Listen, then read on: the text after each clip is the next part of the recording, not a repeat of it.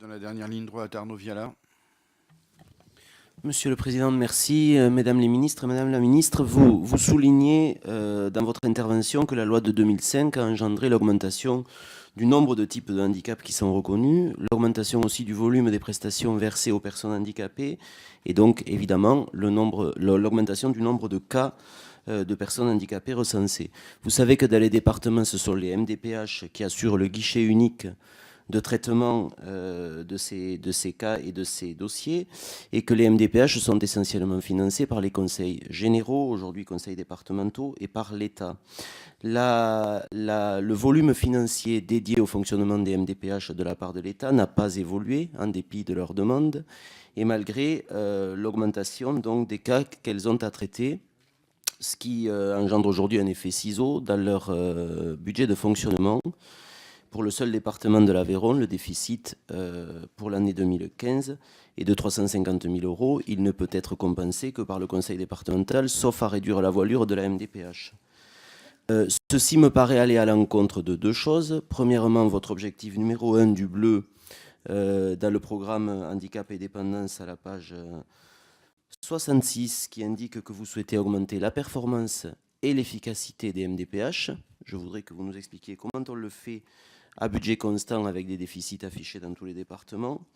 Et deuxièmement, ça me paraît aussi aller à l'encontre de votre souhait exprimé ce matin d'harmonisation de la qualité des prestations, qu'elles soient financières d'ailleurs ou de services aux personnes handicapées.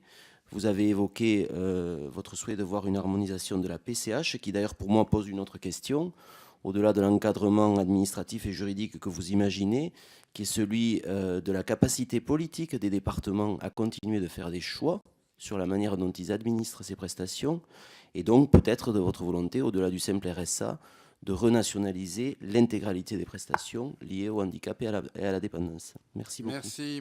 J'en profite pour parler des MDPH, puisque certains ont parlé des maisons départementales pour les personnes handicapées. Je veux rectifier parce que, en réalité, il y a eu une augmentation du budget pour les MDPH que j'ai souhaité de plus 4 millions d'euros, à la fois pour 2015, mais qui est prévu aussi pour 2016.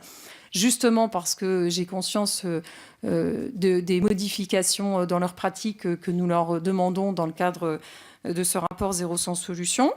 Et je voudrais vous dire aussi qu'il y a un gros travail de simplification du travail administratif qui est engagé avec les MDPH, avec l'association des directeurs de MDPH. Et c'est dans ce cadre-là donc, que nous avons allongé la durée de la H2 qui était limitée et qui est désormais peut être au-dessus de 2 ans alors qu'elle était limitée à 2 ans. C'est aussi la raison pour laquelle nous prolongeons la durée de validité des certificats médicaux qu'il fallait renouveler tous les 3 mois. Ça compliquait considérablement. Désormais, c'est 6 mois. Il y a toute une série de mesures comme ça, la dématérialisation entre CAF et MDPH, etc. C'est justement pour simplifier le travail administratif des MDPH et les aider dans leurs charges.